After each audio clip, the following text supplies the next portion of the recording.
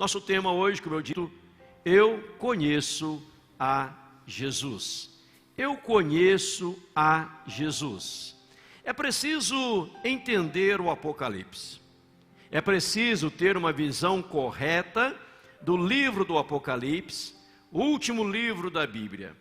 E duas coisas iniciais é importante salientar.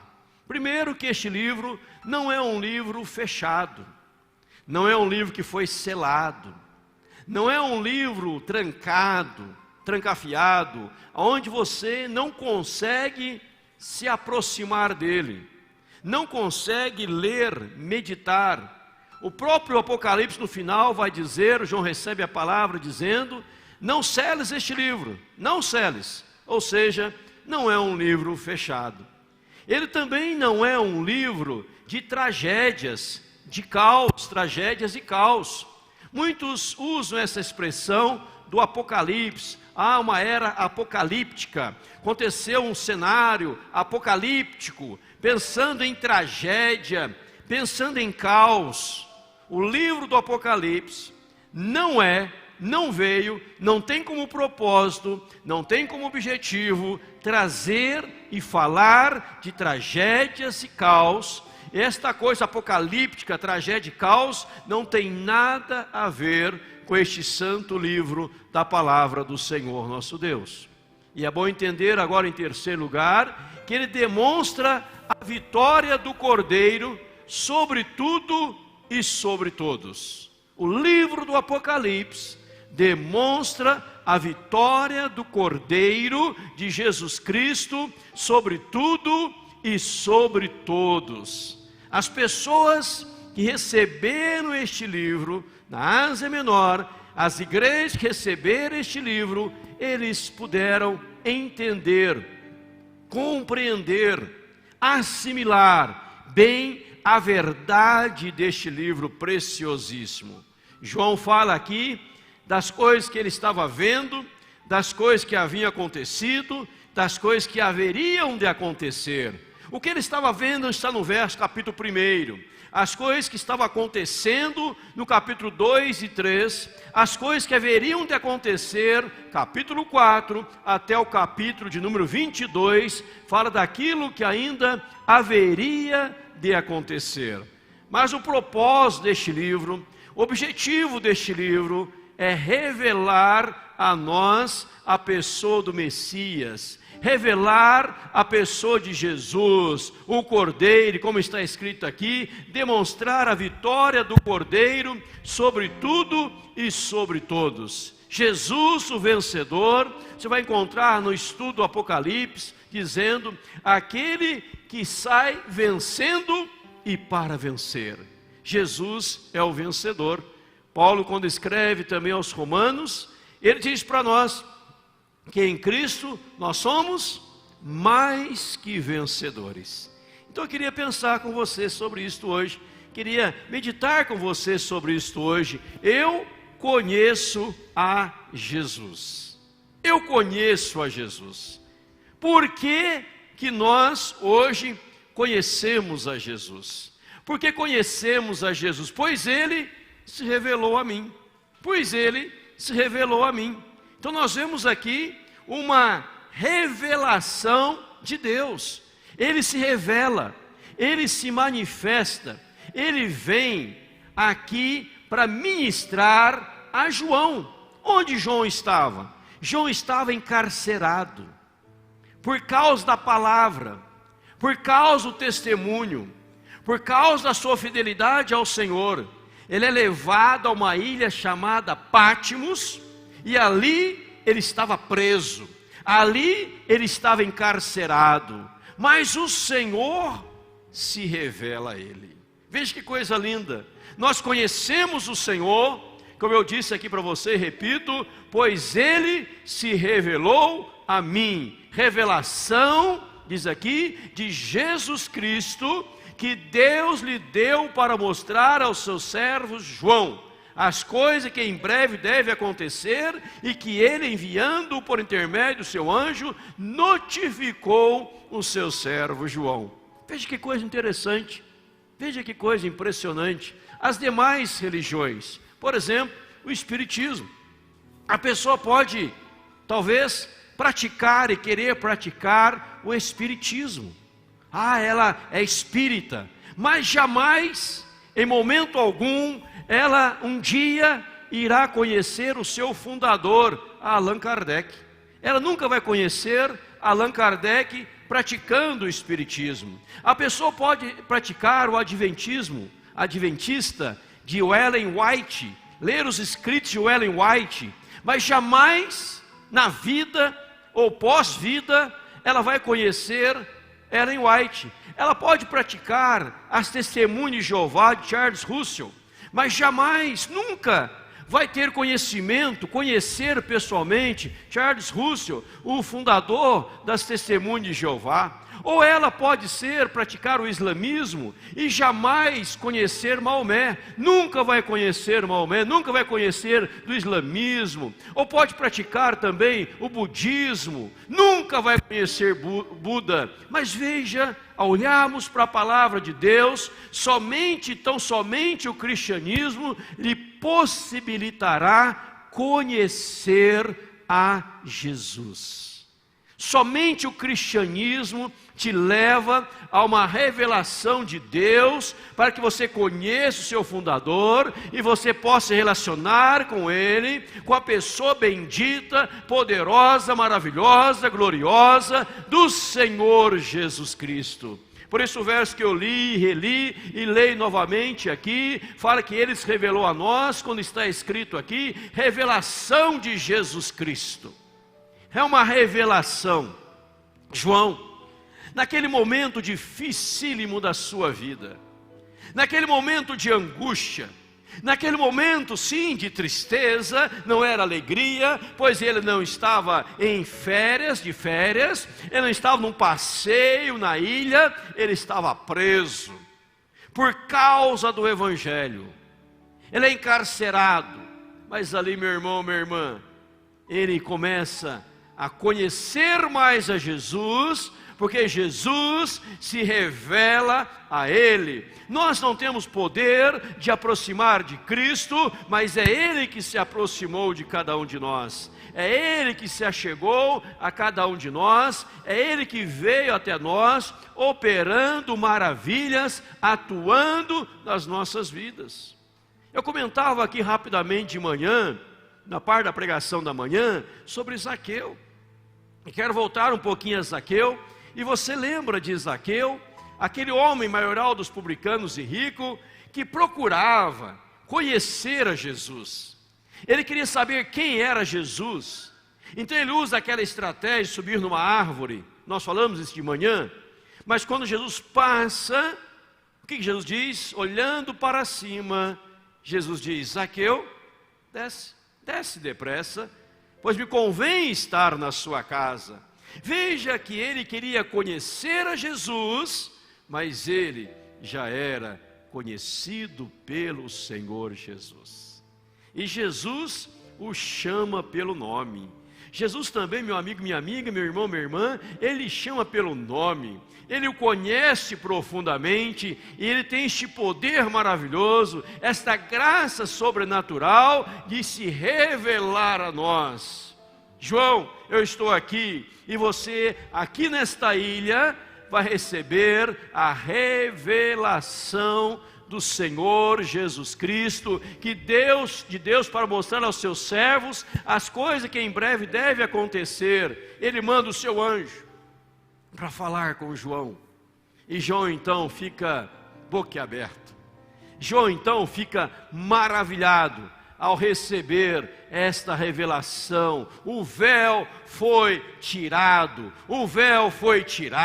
ou seja, Apocalipse é tirar de dentro para fora, é a revelação, é a manifestação, é trazer às claras aquilo que estava escuro, aquilo que não tinha entendimento. Eu estou revelando a você, João, e você agora vai receber esta revelação, para que você possa compartilhar, uma revelação a ser compartilhada. Veja aí, está com a sua Bíblia aberta, no verso 1, eu leio alguns versículos novamente, diz no verso 1, para mostrar aos seus servos as coisas que em breve devem acontecer. João, você está recebendo uma revelação. E essa revelação é para mostrar aos seus servos as coisas que em breve devem acontecer. No versículo 11, nós lemos assim, verso 11, veja lá, dizendo: o que vês, o que você está vendo, você escreve em livro e manda às 7 igrejas: Éfeso, Esmirna, Pérgamo, Tiatira, Sardes, Filadélfia e Laodiceia. Versículo 19: escreve, pois, as coisas que viste, e as que são, e as que hão de acontecer depois desta. A que viste, capítulo 1, as que são 2 e 3, as que hão de acontecer, capítulo 4 ao capítulo 22. Então você escreve com toda a sua atenção, escreve, e você envia para 7 igrejas, para que estas 7 igrejas, ao receberem esta carta, ao receber esta palavra, esta igreja possa se alegrar, possa haver júbilo, possa haver festa, mesmo em meio à perseguição, mesmo em meio às coisas difíceis que estão acontecendo, mas a igreja, ao ter o conhecimento da revelação, a igreja possa se alegrar. Então perceba, meu irmão, minha irmã, meu amigo, minha amiga, quando, por exemplo, lá no capítulo 2, verso 1, carta à igreja em Éfeso, quando a igreja de Éfeso recebe a carta, ela não recebe apenas a carta para a igreja de Éfeso, ela recebe o quê? Todo o livro, todo o Apocalipse. E não era para trazer medo, não era para gerar pânico, não era para gerar um momento de turbulência, mas para gerar tranquilidade, dizer: Jesus está no controle, o Senhor domina sobre tudo.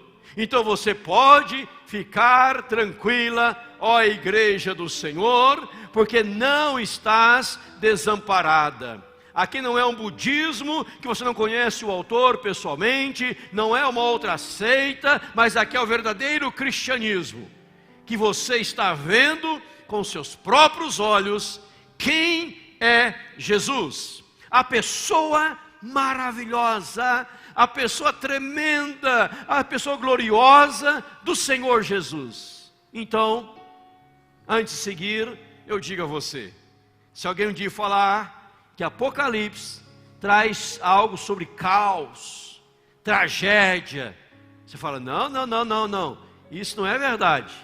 É um livro que mostra para nós quem é Jesus, a vitória do Cordeiro sobre todas as coisas, e uma igreja triunfante, uma igreja vencedora. Então quem é Jesus? Quem Ele é?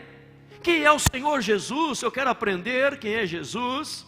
Quem é Jesus? Quem é o Senhor? E João aqui no capítulo 1, ele vai revelar para nós quem é Jesus, quem é o Senhor Jesus Cristo. Primeiramente nós vemos aí no verso 4 até o verso número 6, você pode olhar na sua Bíblia, grifar, marcar na sua Bíblia, verso 4 a 6, no capítulo 1, diz João, as 7 igrejas que se encontram na Ásia: graça e paz a vós outros. Veja aí, essa expressão pequena, curta, esta saudação, graça e paz.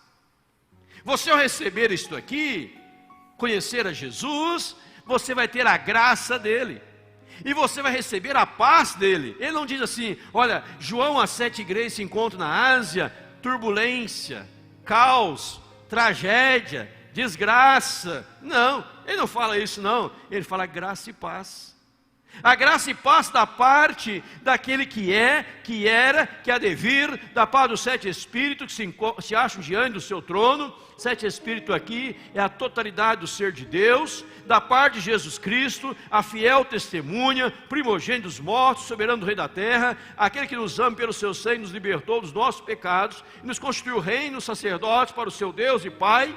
A Ele a glória, o domínio pelo século dos séculos. Ele fala amém. Veja lá, quem é Jesus? Quem é Jesus, João? João, diga para a igreja de Éfeso, diga para a igreja de Pérgamo, diga para quem estão sofrendo em Tiatira, diga para aqueles que estão lá em Laodiceia, diga para aqueles que estão lá em Sardes. João, diga quem eu sou aquele que nos ama. E João fala, olha irmãos, Ele é aquele que nos ama, aquele que nos ama. Eu repito o verso 5 para você, está marcando a sua Bíblia, diz aquele que nos ama, da parte daquele que nos ama, Então você está em Sardes, em Éfeso, Esmirna, Pérgamo, Tiatira, Laodiceia, você está em Filadélfia, mas saiba de uma coisa, Jesus te ama, Ele é aquele que te ama. Você não é um aborto de Deus, você não é desprezado pelo Senhor, você não foi deixado pelo Senhor, você é amado pelo Senhor. Leia o Novo Testamento, leia o Velho Testamento, a Bíblia diz, com amor eterno eu te amei, com benignidade eu te atraí, chamei-te pelo nome, tu és meu. Veja, amados do Senhor. Então aquele que estava lá sofrendo, quer que troque o microfone? Está estourando a hora aqui. Aquele que está lá sofrendo, aquele que estava lá padecendo, aquele que estava lá com problemas difíceis na sua vida, na sua alma, sofrendo tantas coisas, agora ele recebe uma carta de amor. Eu te amo, Jesus te ama. Além de amar, Ele é aquele que nos libertou dos nossos pecados. Verso 5 ainda.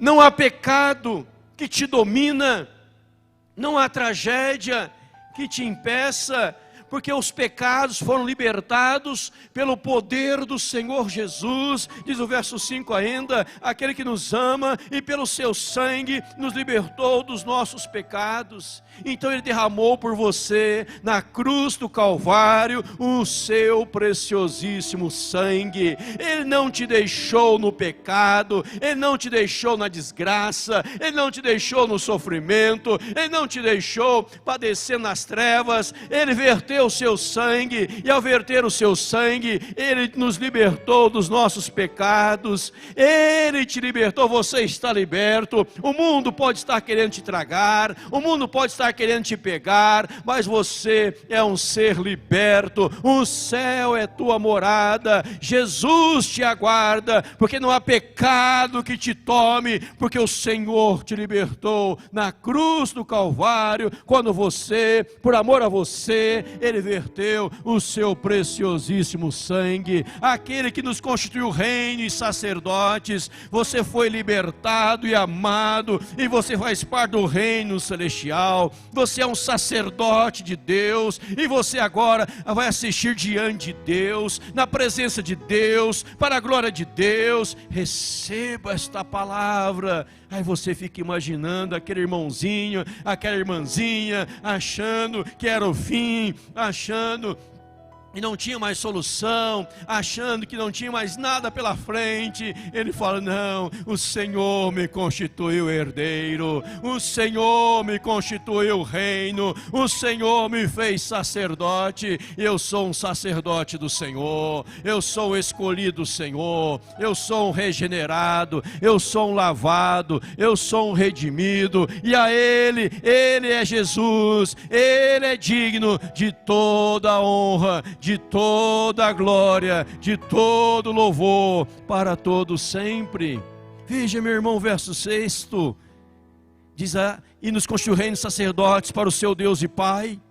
A Ele a glória, a Ele o domínio, pelos séculos dos séculos. E a igreja respondia com o coração, com envolvimento, com a alma. A igreja dizia, amém, assim seja. A Ele a glória, porque nós somos amados. A Ele a glória, porque nós somos libertos. A Ele a glória e o louvor, porque Ele está se revelando a nós, e nós estamos conhecendo a Jesus. Nós sabemos quem é Jesus, porque Jesus se revelou a nós pelo sangue maravilhoso dele na cruz do Calvário, para a sua honra, para o seu louvor. Ele se manifesta, ele atua, ele começa a manifestar nas nossas vidas. E diz o verso 6 ainda: o domínio, ele tem o domínio, ele tem o poder, ele tem a majestade, ele tem a unção, ele tem a graça, ele tem tudo, porque Jesus está conosco, em nome de Jesus.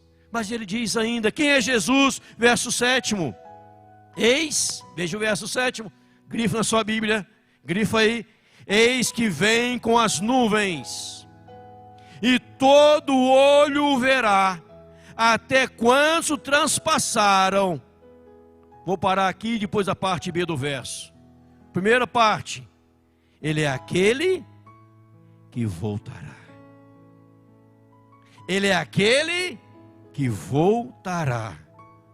Eis que vem com as nuvens, e todo olho o verá, até aqueles que o traspassaram. Agora veja a parte B do verso 7, um alerta. E todas as tribos da terra se lamentarão sobre ele.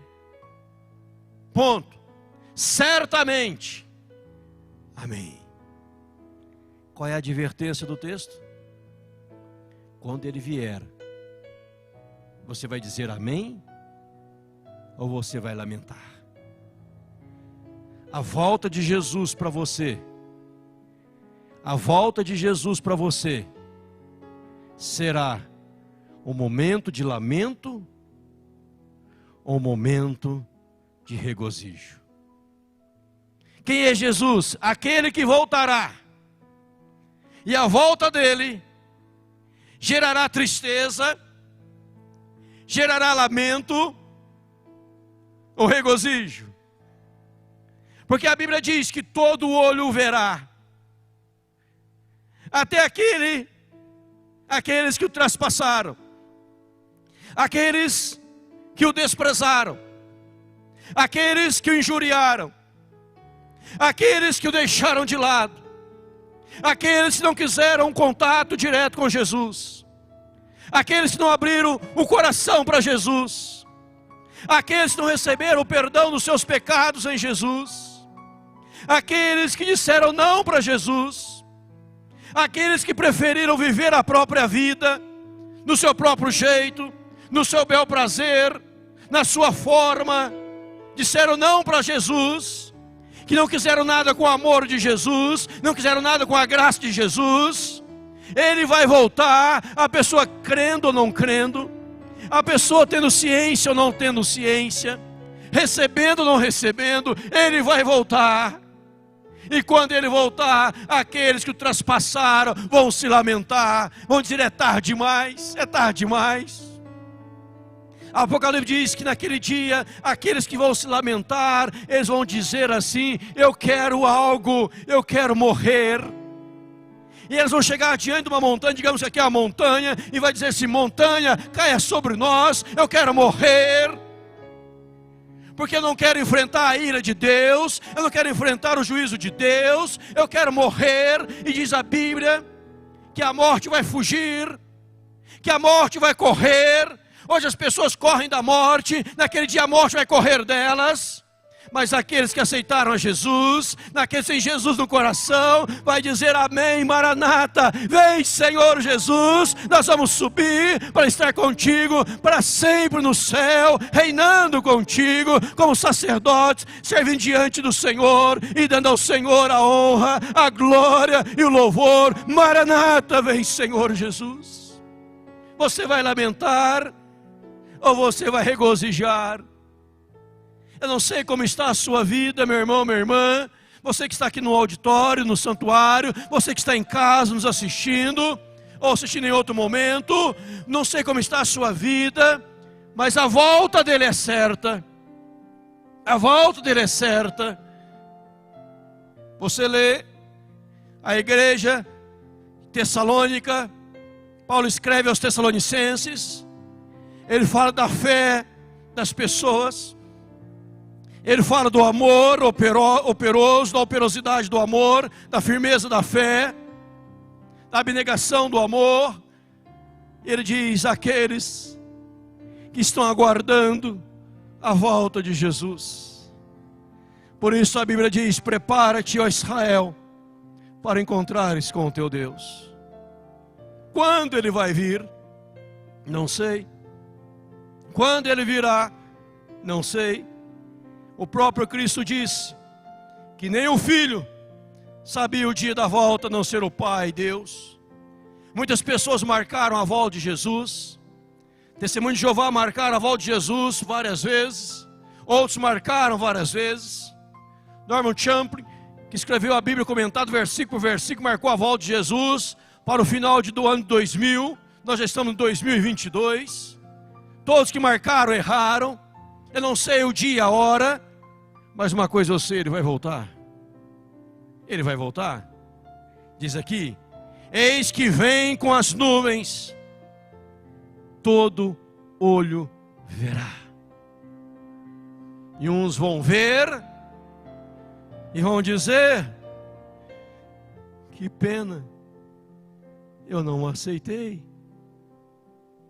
Eu brinquei com a fé, eu brinquei com o cristianismo, eu quis as bênçãos, não o abençoador. Eu queria os prazeres, eu queria os deleites, eu queria as benesses.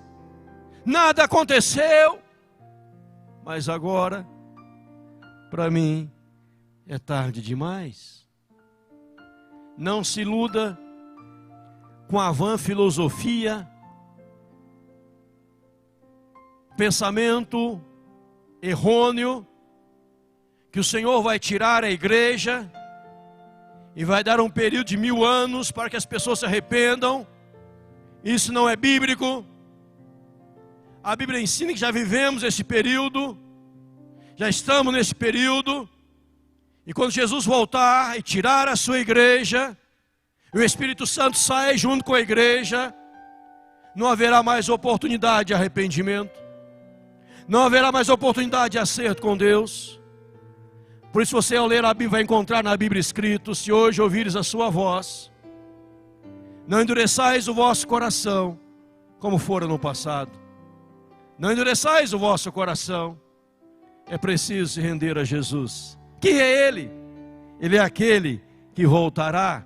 Ele é o Todo-Poderoso. Verso 8 diz isso para nós.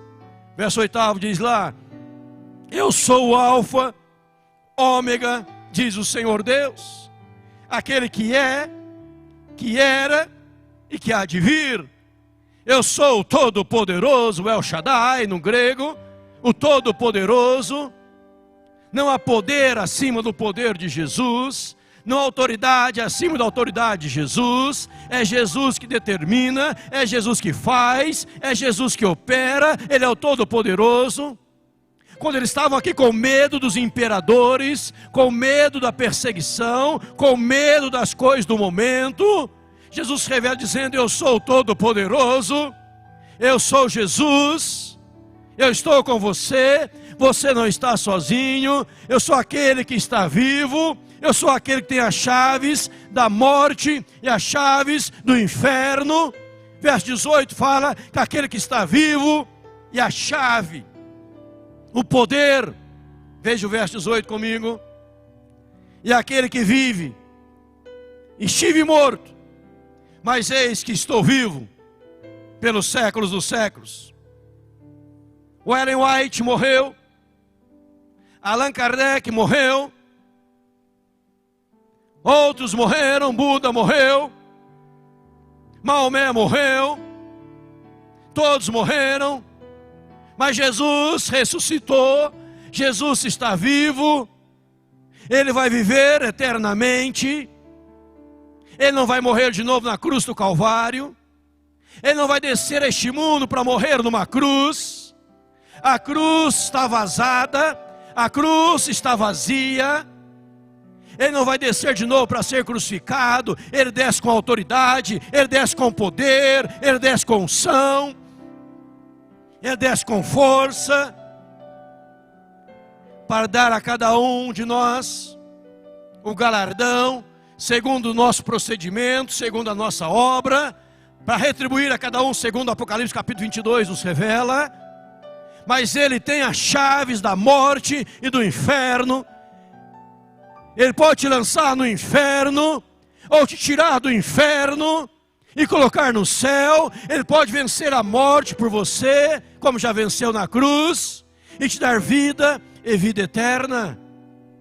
Mas Ele pode também colocar a pessoa na morte eterna e no inferno. E o Apocalipse vai além, fala do lago de fogo e enxofre, aonde o inferno será colocado, aonde a morte será colocada, aonde aqueles que o traspassaram, aonde aqueles cujos nomes não estão escritos no livro da vida, serão colocados no lago de fogo e enxofre. Mas você, meu irmão, minha irmã, é amado dele. Você vai estar reinando com ele no céu. Você vai estar lá porque o seu nome está escrito no livro da vida. Ele morreu por você, Ele padeceu por você, Ele te libertou e você não o negou. Por isso a Bíblia diz que eu creio com o coração, eu confesso com a boca, e se alguém o confessa diante dos homens, ele nos confessa diante de Deus, porque você é de Deus. E as pessoas recebiam estas palavras, as pessoas eram impactadas por essas palavras, as pessoas eram tocadas por essas palavras. Elas diziam amém, louvado seja, louvado seja. E elas eram fiéis, mesmo que custasse a morte delas. Elas eram fiéis ao Senhor Jesus. Elas seguiam a Cristo, aquele que tem na palma, aquele que nos tem na palma de suas mãos e passeia no meio da igreja. Este é Jesus. Veja comigo aí na Bíblia, veja comigo na palavra, está marcando, verso 12. Voltei-me para ver quem falava comigo, e voltando vi 7 candeeiros de ouro, e no meio dos candeeiros, um semelhante a filho de homem. Olha lá, com vestes talares, cingido à altura do peito como a cinta de ouro. A sua cabeça, cabelos, eram brancos como alva lã, como neve, pureza, santidade. Os seus olhos, como chama de fogo, ele vê tudo. Os seus pés, semelhante ao bronze polido, poder, como que refinado uma fornalha. A sua voz era como voz de muitas águas. Tinha na mão direita 7 estrelas, e da boca saía-lhe uma afiada espada de 2 gumes. O seu rosto brilhava como o sol na sua força. Fala aqui da cabeça, dos pés, do rosto, da aparência do Senhor Jesus. Então, voltando ao verso número 13, no meio dos candeeiros, no meio, um semelhante a filho de homem. No verso 16, na sua mão 7 estrelas. Aí vem a interpretação no verso 20. Quanto ao mistério das 7 estrelas que viste na minha mão direita, e os 7 candeeiros de ouro, as 7 estrelas são os anjos das 7 igrejas, e os 7 candeeiros são as 7 igrejas. 7 no Apocalipse, simbologia do 7 é o número da perfeição absoluta. Está dizendo que eu tenho toda a liderança da igreja na palma das minhas mãos. Eu estou passeando e andando no meio da igreja. Amém, irmãos? Eu não estou ausente, eu não estou distante, eu não estou indiferente, eu estou passeando no meio da igreja. E toda a liderança, os pastores das 7 igrejas, estão na palma da minha mão. Toda a liderança está sendo usada por mim para ministrar e abençoar as igrejas, mas que a igreja entenda que eu estou no meio da igreja. Eu estou no meio da igreja. É a visão, meu irmão, minha irmã, do Senhor Jesus passeando aqui em nosso meio. É o Senhor dizendo a você: você está na palma da minha mão direita. Você está aqui na minha palma da minha mão. Eu estou com você. Quem é? Ele é Jesus, aquele que está vivo, não está morto. E aquele que diz, verso 17: não temas, não temas, não temas. Você está amedrontado? Você está acovardado? Não temas, eu sou o primeiro, eu sou o último. Aquele que vive, estive morto, mas estou vivo. Não temas, não temas. Eu queria desafiá-lo a um dia começar a ler a Bíblia de Gênesis ao Apocalipse e grifar na Bíblia, marcar na Bíblia, toda vez que aparecer a palavra não temas. Você vai ficar impressionado ao ver que há um não temas para cada dia do ano. Cada dia do ano há um não temas. Não temas. Não temas. Eu que morri por você, não vou te deixar.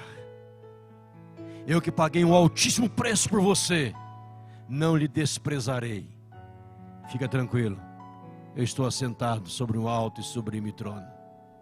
Não temas, não temas, não temas. Como o pastor Ronaldo pregou recentemente aqui, Isaías 6, né? No ano da morte do rei Uzias, eu vi o Senhor assentado sobre um alto e sublime trono, e as abas de suas vestes enchiam o templo, e o serafim estava por cima dele. Cada um cantava e dizia: Santo, Santo, Santo é o Senhor. Com duas asas cobriu os pés, com duas asas cobriu o rosto, com duas asas voavam e clamavam a santidade de Deus, porque o Senhor estava sentado sobre um alto e sublime trono. O Senhor está no trono. Não temas. Não temas. Quem é Jesus? Este é o Senhor Jesus Cristo.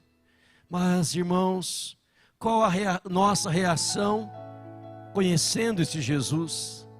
Qual a nossa reação diante dele?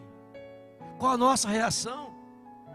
João, quando vê tudo isso, João, quando tem conhecimento de tudo isso, veja lá: quando ouvi, caí a seus pés como morto. Porém, ele pôs sobre mim a mão direita, dizendo: não temas, eu sou o primeiro e o último. Qual que é a nossa reação? Qual foi a reação de João? João se prostrou diante dele. João se curvou diante dele. Quando ouvi, caí a seus pés.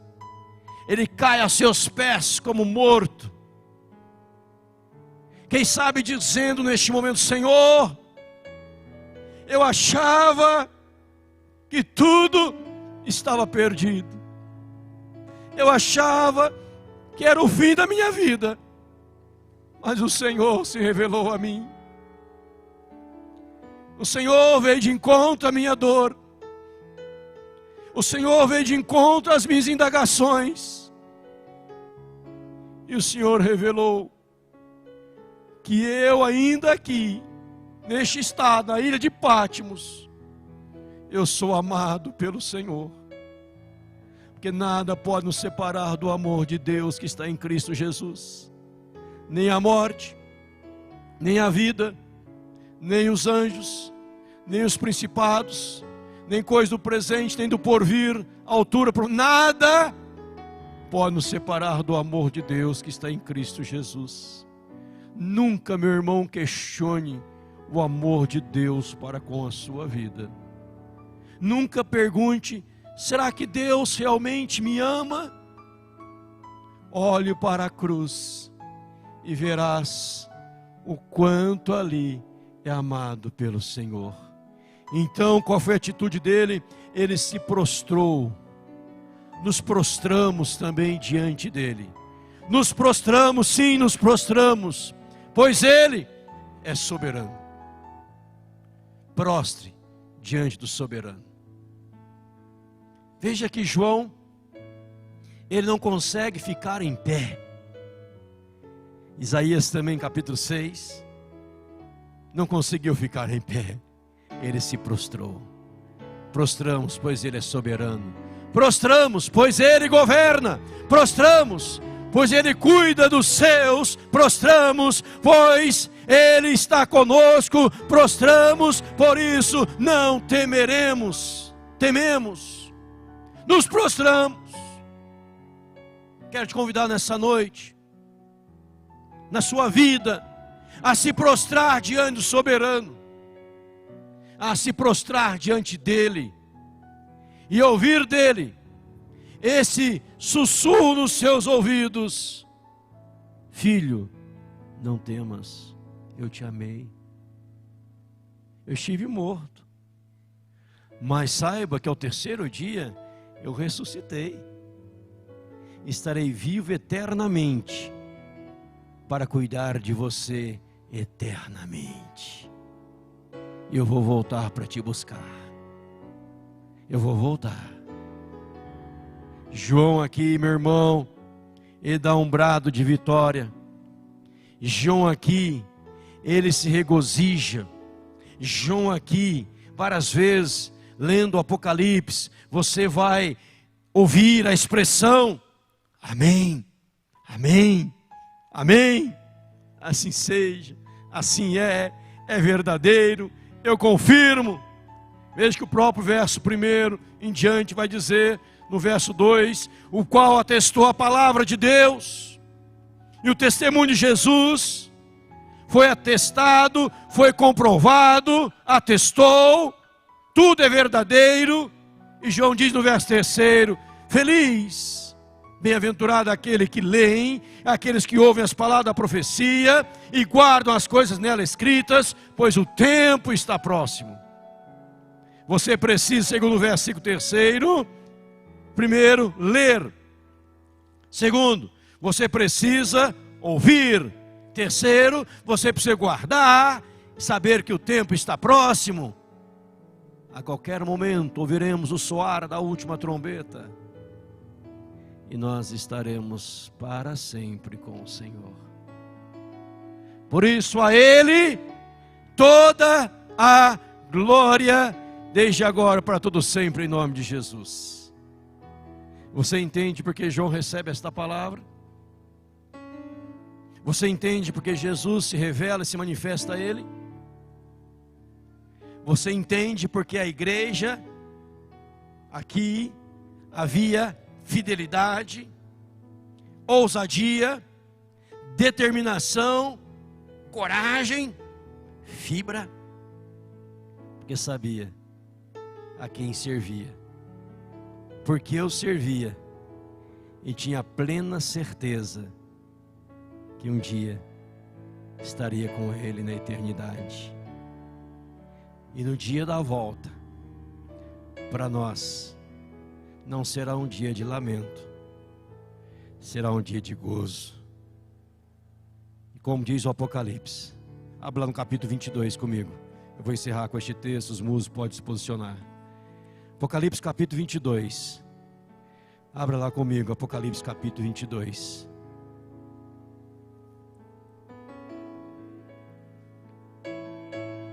Eu leio a partir do versículo 12, vale a pena, a partir do verso 12.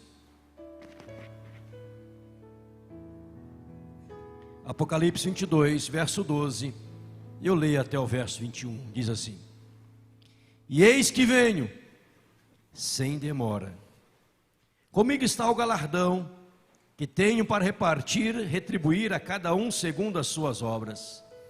Eu sou o Alfa e o Ômega, o primeiro e o último, o princípio e o fim. Bem-aventurados aqueles que lavam as suas vestiduras no sangue do Cordeiro, para que lhes assista o direito à árvore da vida e entrem na cidade pelas portas. Deixa eu parar aqui no verso 14. Você que lavou as suas vestes no sangue do Cordeiro e as alvejaram no sangue do Cordeiro, você tem o direito à árvore da vida. Aí você pergunta, pastor, deixa eu entender melhor isso aqui, eu te explico. Lembra lá em Gênesis, quando Adão pecou, Eva pecou, os meus pais pecaram. Por que eles foram expulsos do jardim do Éden? Por que eles foram tirados do jardim do Éden? Para que não comessem da árvore da vida. Eles comeram da árvore do conhecimento do bem e do mal. O Senhor os expulsou do jardim do Éden, colocou querubins para guardar a entrada do jardim, para que não comessem da árvore da vida. O que quer dizer isto? Aquele que come da árvore da vida viverá eternamente. Se eu comesse da árvore da vida em pecado, viveria eternamente em pecado. Como eu fui resgatado pelo sangue do Cordeiro, e minhas vestes foram alvejadas no sangue do Cordeiro, eu agora vou comer da árvore da vida e vou viver eternamente em santidade, numa nova realidade, no lar celestial, para a glória de Deus. Verso 15: fora ficam os cães, os feiticeiros, os impuros, os assassinos, os idólatras, a todo aquele que ama e pratica mentira. Eu, Jesus, enviei o meu anjo para vos testificar essas coisas às igrejas. Eu sou a raiz e a geração de Davi, a brilhante estrela da manhã.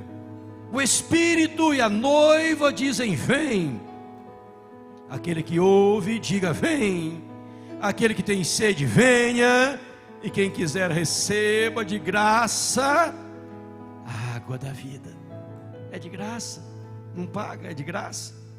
Eu a todo aquele que ouve as palavras da profecia deste livro testifico: se alguém lhes fizer qualquer acréscimo, Deus lhe acrescentará os flagelos escritos neste livro. E se alguém tirar qualquer coisa da palavra do livro dessa profecia, Deus tirará a sua parte da árvore da vida, da cidade santa e das coisas que se acham escritas neste livro. Não pode tirar nem acrescentar. A Bíblia não muda. Aquele que dá testemunho dessas coisas diz: certamente venho sem demora. Amém. Vem, Senhor Jesus. Aí ele termina: a graça do Senhor Jesus seja com todos. A certeza, nós lavamos as nossas vestes, porque Ele, com o seu sangue, Ele nos resgatou, nos purificou e nos deu o direito de comer da árvore da vida. Que você possa dizer, que você que já aceitou Jesus, tem Jesus no seu coração, possa dizer: Maranata, vem, Senhor Jesus.